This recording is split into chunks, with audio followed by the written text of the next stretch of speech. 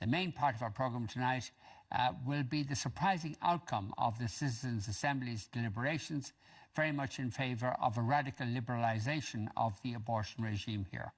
Joining us now are Kate O'Connell, Fine Gael TD for Dublin Bay South, Cora Sherlock of the Pro-Life Campaign, Breed Smith, People Before Profit TD for Dublin South Central, and Gavin Riley, political correspondent of Today FM. Okay, let's talk about the results of the Citizens' Assembly and their surprising vote to radically liberalise the abortion laws here.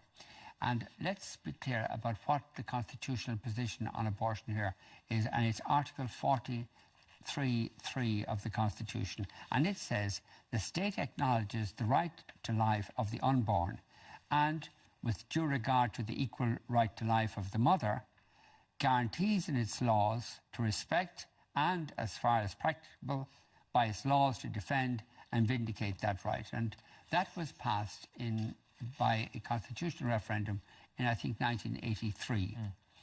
And that has proved to be very contentious over the last several years, and there are now proposals to change that. And the Citizens' Assembly was asked their views on this, and they were asked, do you think Article 43(3) should be retained in full or not retained in full?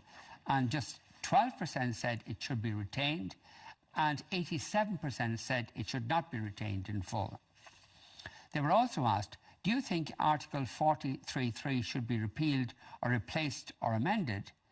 And 44% said it should not be repealed, and 56% said it should not be retained in full. And they were also asked, should Article 43(3) be replaced with the provision that explicitly authorises the Oireachtas to legislate on the issue of abortion?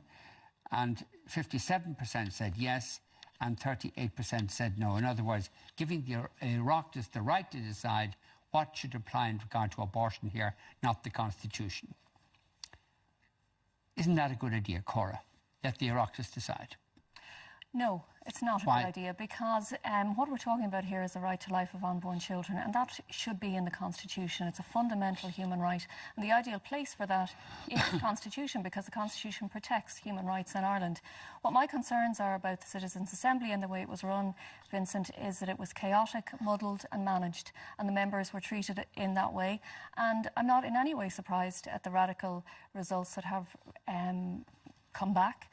What we need to remember, and what viewers need to think about, is the fact that these people were not experts. They were not given expert evidence. That's right, yeah. And they were voting on things that they had no information about. What would be so bad about giving our Parliament the right to decide what regime should apply with regard to abortion, given that there's a lot of disparate views about this issue among the population as a whole? Why not let the Dáil decide? You see, that comes back to why the Eighth Amendment went into the Constitution in the first place, and why a majority of the Irish people wanted it in there in 1983. It's because they looked around the world and they saw what was happening. They saw that the right to life of unborn children was being stripped away, like it happened in England in 1967. And what happens in England today, 1 in 5 pregnancies. But if the Irish people now want to change their minds about that, they're entitled to do so under the Constitution, and they'll be asked to do that in a constitutional referendum, which is probably going to take place early next year. And the question I'm asking you again is, what would be so bad about Parliament being asked to decide what abortion regime we should have here? Because what you're saying there is, we put it into the hands of elected representatives, or indeed anybody, to say... Not anybody, elected representatives. But anybody, anyone, does not have the right to say that another human being cannot live. That's completely against just genuine human rights protection. And that's the reality. Would you not trust the elected members of our Dáil and Senate, insofar as the Senate people are elected, would you not trust them to act appropriately in this instance? Well, what I would say again is just look around the world, see what's happened. Look at England, where 90% of babies diagnosed with Down syndrome in the womb are aborted. That's what happens once you undermine and once you remove protection for unborn children. The other thing that happens is that you undermine the dignity and the protection of every person living in society, because you can't protect some people and not protect others. Either we protect everyone or we don't protect anyone. What's your question, Vincent? My question is Isn't it a good idea? Just let Parliament decide. Absolutely. I mean, first of all, we live in a democratic society. I think one thing that this has thrown up, I suppose, is the importance of who you vote for and knowing what they stand for, so that I suppose people know what they're getting. I suppose I was elected and I made it very clear, my views. I do wonder sometimes who has elected Cora to anything. I don't know who you represent. What does that matter? But in the What's sense that got to do with it? No, but we're in the arguing sense... appointed. It doesn't matter whether she's elected by anybody or whether anybody would vote for her if she did go for election. But I'm an elected member of Dáil Éireann, and we voted to establish the Citizens' Assembly, and now the work is coming back to the committee. I am, I suppose, surprised at how We're prescriptive... dealing with the question of should the Constitution be changed to allow our Parliament to decide on what abortion regulations should apply here. Yes. And why do you think that's so? Why shouldn't there be, for something as crucial as the protection of life, why shouldn't that remain in the Constitution? Well, first of all, I mean, it's clear from the recommendations of the Citizens' Assembly and from pretty much all polling data that there is a massive appetite out there to change abortion laws in Ireland. I don't think anyone could argue that amongst the people of Ireland. I suppose Cora mentioned there about the liberal abortion regime in the UK, and it's very easy to compare with the UK, but if you look at maybe the Dutch situation, where they rolled out a significant sex education programme in secondary schools, they've huge contraceptive programme for teenagers, and they have extremely liberal regime for abortion, but they have the lowest rate of abortion in Europe. And one also has to remember that having no abortion in Ireland doesn't stop abortion. We just export the problem. And I think it's time for Ireland to wise up, for the members of Dáil Éireann to wise up and to start treating women correctly in this country. You're in favour of a change that would simply allow the Oireachtas to decide on all issues to do with abortion. You wouldn't... We have a clear... You wouldn't, for instance, be in favour of replacing the present Article 43.3 with a provision whereby abortion would be permissible in certain circumstances but not otherwise. I think what we have from the Citizens' Assembly is we have seen a process, and you spoke there of some of the questions. There was sort of like a cascade effect with the questions. So it was like, OK, do you see this or this? What do you want? Where do you want to go from here? So it was a very, very... If anyone that looked in on the Assembly or read the transcripts, it was a very robust system to get to this point of recommendations. It would be really helpful if you just answered the question. The question I said was, so you're in favour of the Dáil and the Senate being empowered to take all the decisions with regard to abortion, rather than have... I think we need to frame the rather than having a change to Article 43.3 that, for instance, permitted abortion in certain limited circumstances. My personal view would be, leaving all of what's come out in the last few days, my personal view is that women's health should have no place whatsoever in the Constitution. However, it looks like we may be in a position now with the recommendations that we have to amend what's already there. OK. Breed. Well, I think you make a good point about should we have an insertion to replace the 8th Amendment that the Dáil should legislate for it, because we already have an article called 15.2 in the Constitution which states that the Dáil should legislate for, to govern the country. And that should be sufficient for the Dáil to legislate on this issue. Our position... But is that fair? Because, for instance, people voting in an election vote for candidates and for parties on a whole wide variety of things. Sure.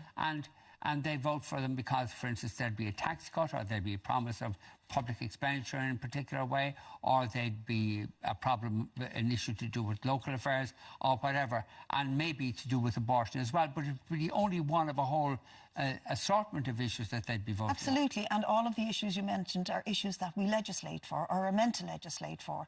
So abortion should be one of those issues. Women's health should be one of those issues. Okay.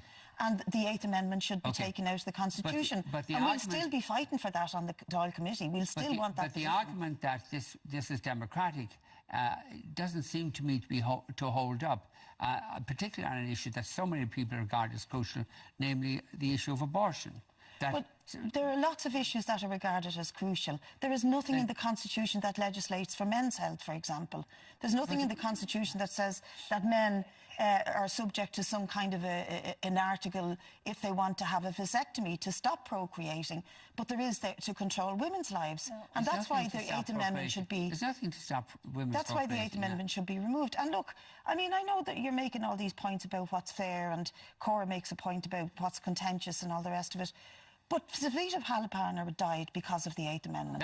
She died because of the Eighth Amendment. There have been women in this country put through absolute disgraceful, degrading and inhumane treatment. There was the case of PP, put on life support machines.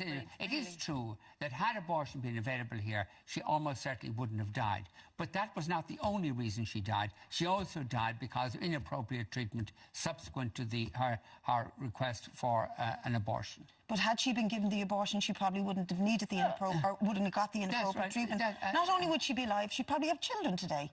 That's the mad thing about it, that she'd be alive and having a family. Vincent, those who say we're protecting the unborn are actually it's very worrying. Those who say that they're protecting let me finish my statement, Cora.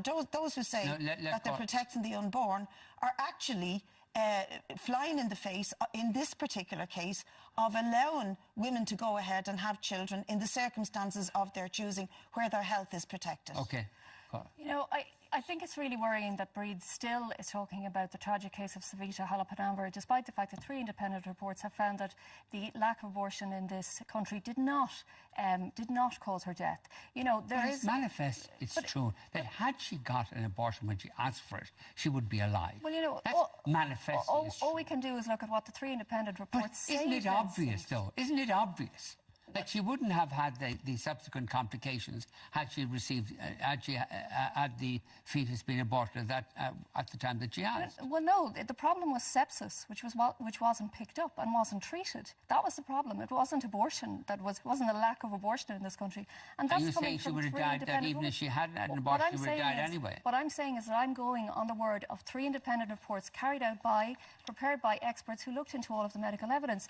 In fairness to Breed, I don't think that she was there and did that kind of work. But I want to say this. I don't think that you prepared those reports, Breed. Well, neither did you, Cora. No, I didn't. But unless you're creating your alternative facts here now. No. I'm going with the true facts, which are the independent reports. But let's get back to the Citizens' Assembly and the results, Vincent. Kate has talked there about making decisions and giving legislators the right to make decisions. I just want to talk about what happened yesterday, and I would encourage viewers to watch the footage. Kate wasn't there yesterday. I didn't see her, or on Saturday. But I have never. My children yesterday. Yes, well, I have never seen anything like what happened on taxpayers' money in Malahide yesterday and Saturday. There was utter chaos. On people's money. Utter chaos. It was completely confusing. Let's take one example. Just one example. The citizens were asked to vote on things. They were given information minutes before the vote. One asked a question about time limits. They were told that the time... Let me just make this point, because it's really important. You're talking about... let's get away from the Assembly. But this is very important about what's going to happen next, OK?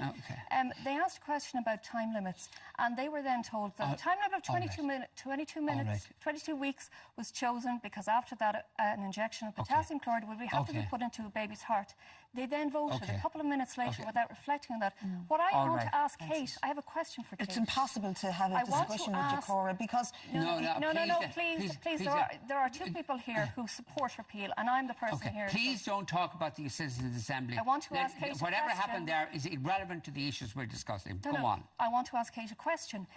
After considering the fact that these people were not experts, that type of information was given to them minutes before they made a vote. So you want to talk about that? Does she think that is a suitable basis for the Dáil to now go on and make a decision? Because the reality is that the Oireachtas Committee needs to look at the chaos. What does it matter whether it is or it isn't? What does it matter? The issue is what decisions are going to be taken. Will there be a referendum? And the question I want to ask you is, what is so bad about asking the people again to decide whether they want to retain Article 43.3 in its present form, or whether they want to change it. Because what What's you're so bad talking about about is whether people will be allowed to live or die, whether children in the future will be allowed to live and have a life, or whether, Vincent, they will have an injection into their heart. That's the reality. Are you seriously suggesting that the people shouldn't have a right to determine what's in the Constitution? No, but what I'm saying is that we need to be realistic about what has happened, realistic about the fact that where we're at is a procedure, talking about a procedure that would allow babies to be poisoned in that way. But are you disputing the right of the Irish people to have whatever they want in the Constitution? Well, there's nothing democratic about that. She's not going to answer that question, Vincent. Sorry, she's not going to answer it, and she's dominating the conversation.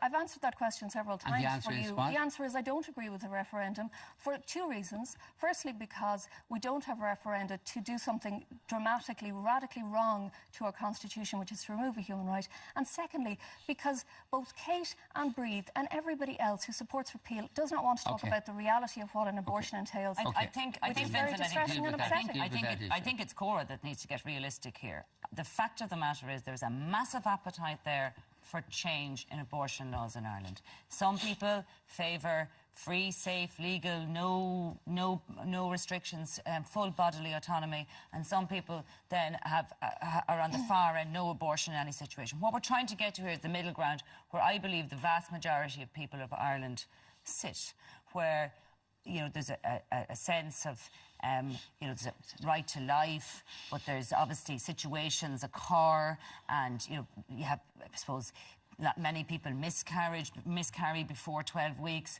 Then obviously a lot of the structural defects can't be diagnosed until 20-21 weeks. So it's far more complicated than black or white on this.